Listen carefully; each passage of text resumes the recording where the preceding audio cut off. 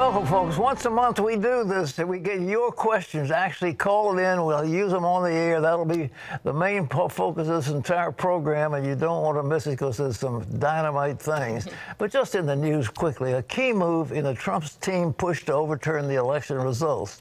The Texas Attorney General has filed a lawsuit with the Supreme Court. It's something I knew had to be done. In order to get certiorari, a couple of states, that automatically gets you into the court. And attorneys from general from 4 additional states might join the suit. John Jessup has that. That is right, Pat. Support is growing for a Supreme Court challenge to invalidate election results in 4 battleground states that went for Joe Biden. Texas Attorney General Ken Paxton filed suit charging officials in Pennsylvania, Michigan, Georgia, and Wisconsin violated the Constitution by changing election procedures, arguing that's something only state legislatures are allowed to do. It is the responsibility of state legislatures, per the Constitution, to set the rules for election of electors. And in this case, those were overridden in the 4 states we're talking about, were overridden by other officials, whether they were judges or other governmental officials, and that's not the way our Constitution works, and that's the challenge we have in front of the court. Can this be overridden by people who are not responsible under the Constitution for doing this? Paxton is asking the court to prohibit those states from certifying electors or allowing them to participate in the Electoral College. Attorneys general in Missouri, Louisiana, Arkansas, and Alabama are voicing support and might join in the suit. While states can go directly to the Supreme Court in cases dealing with other states, at least one analyst says the Texas challenge is a long shot. This lawsuit filed by Texas is kind of the legal equivalent of a Hail Mary pass. They make some pretty good arguments in the lawsuit that they have filed, but I'm not sure that the U.S. Supreme Court will want to take up a case that could potentially change the outcome of elections in 4 states. Also on Tuesday, a very busy day, the Supreme Court refused, Pat, to hear a case challenging Pennsylvania's law allowing mail-in ballots. Well, there's one other type of treatment that would block the election and the certification, but I'm not going to talk about it on the air, but it's there, and I know about it, but I'm not going to say anything publicly.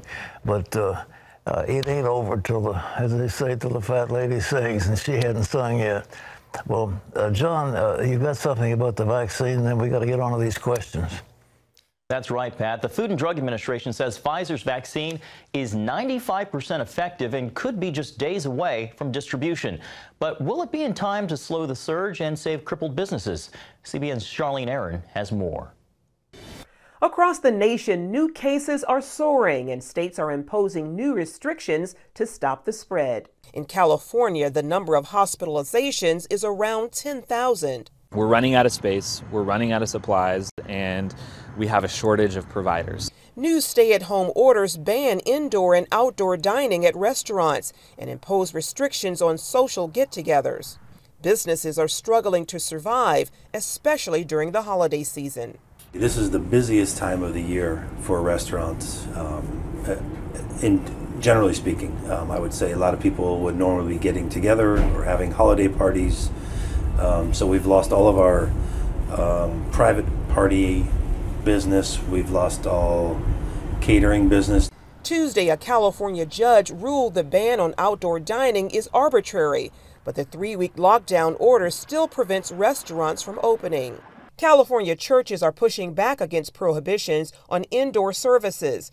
Attorney Matt Staver, the founder of Liberty Counsel, is arguing a case on behalf of Harvest Rock Church in Pasadena, California. These restrictions of no worship that cover 99% of California actually go as far back as July the 13th. And the no worship also includes no worship in your home or Bible study in your home with anyone who doesn't live there. On the vaccine front, the FDA now releasing its analysis data from Pfizer showing the vaccine's impact in trials.